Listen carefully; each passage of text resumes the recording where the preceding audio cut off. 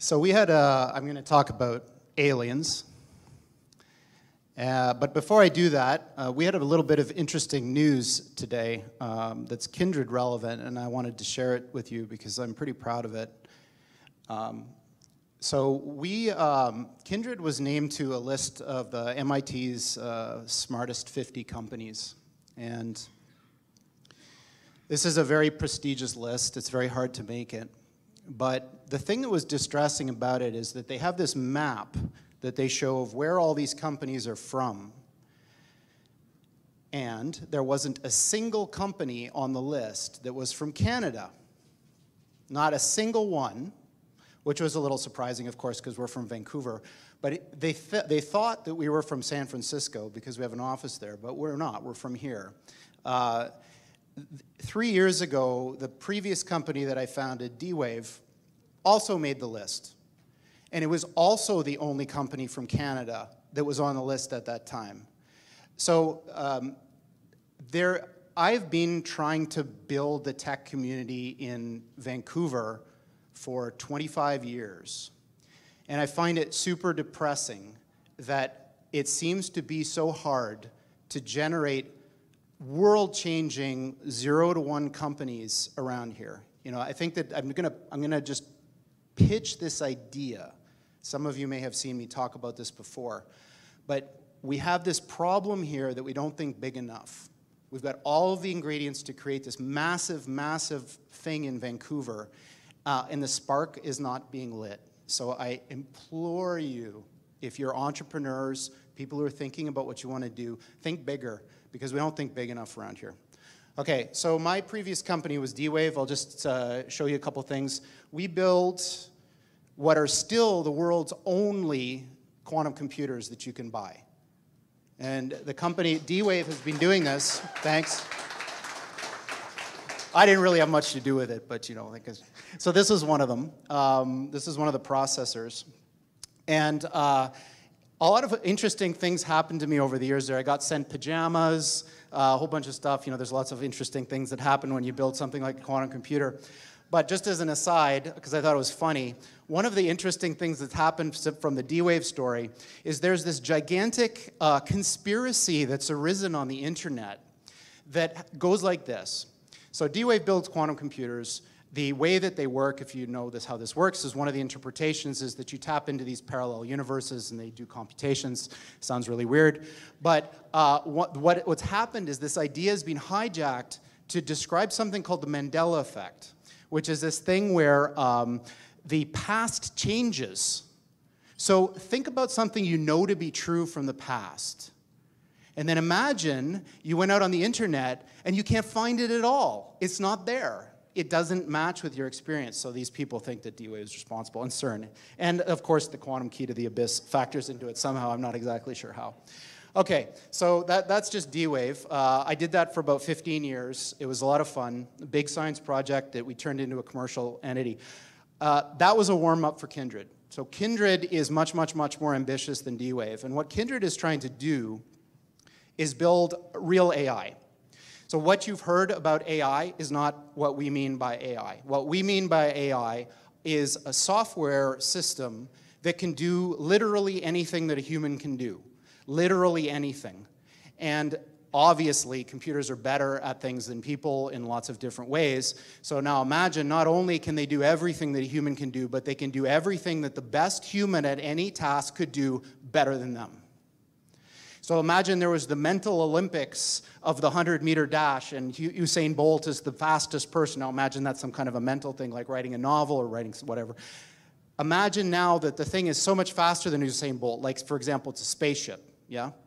It's still doing the same thing, but it's doing it so much better because we're limited, because we're people. So what Kindred is trying to do is solve this problem. How do you build machines that are better than people at everything? Now, there's a mental block that we have here when we think about this. Because when you think about that, one of your questions might be, for example, what are the applications of this?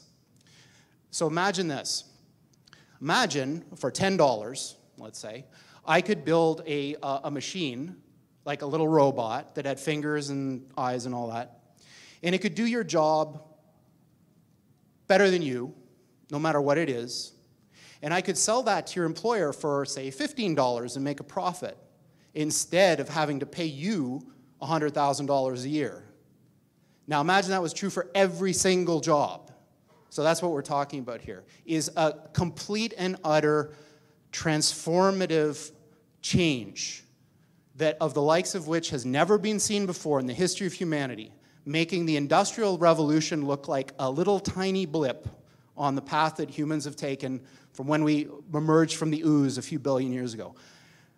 We are right on the verge of that transition now.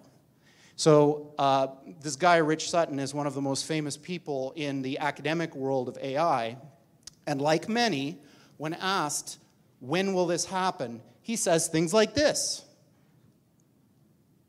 25% chance within 13 years of this thing that I'm talking about. You know, when you think about what you read on the news, you know, CNN, BuzzFeed, whatever, they're all kind of the same nowadays. Think about how unimportant that thing is that you're reading if this is true. Yeah? So what does this have to do with aliens? So Sam Harris, who I quite admire, is a very interesting guy, was reciting this parable at a TED Talk that he was giving, and it goes something like this.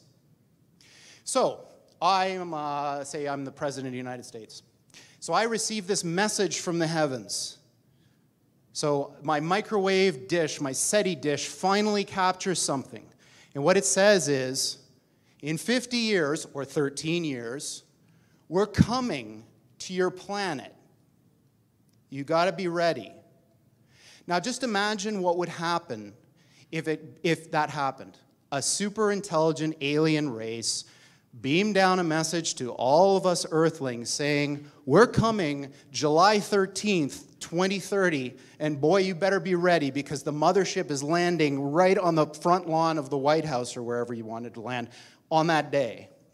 The amount of resources that would be marshaled to try to figure out what to do would encompass the whole world.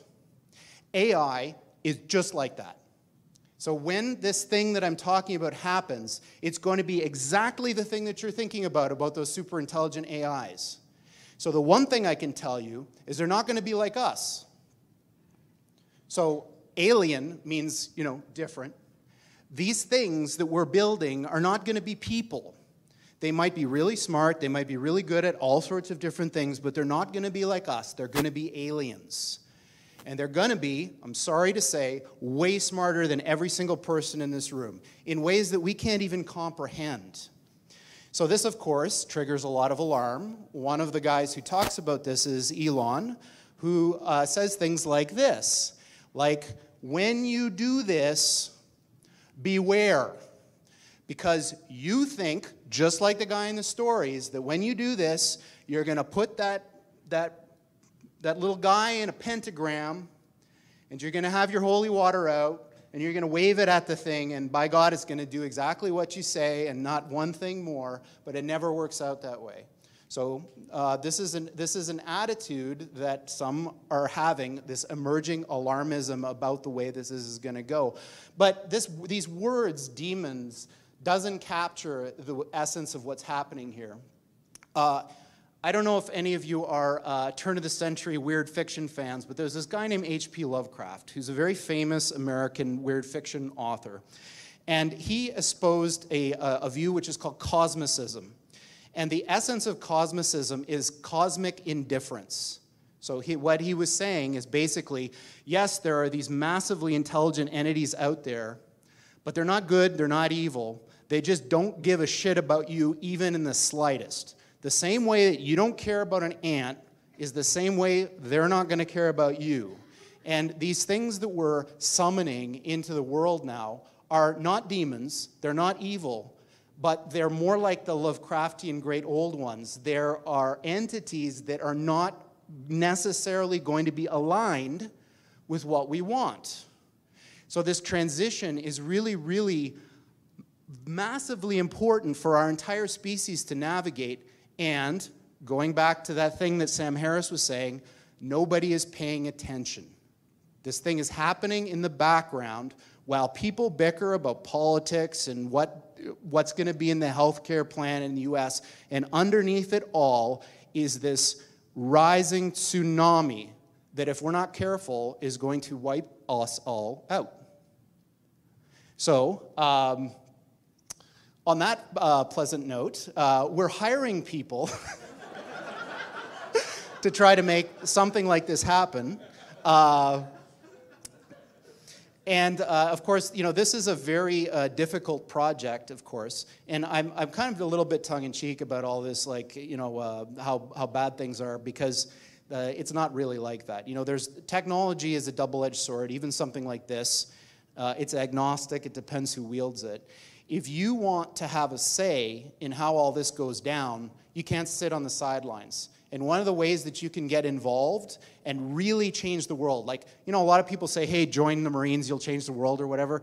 This opportunity that I'm talking about here in Vancouver is an opportunity for you to literally change the world. Because the code that you write may be running in the brains of these things in 10 years.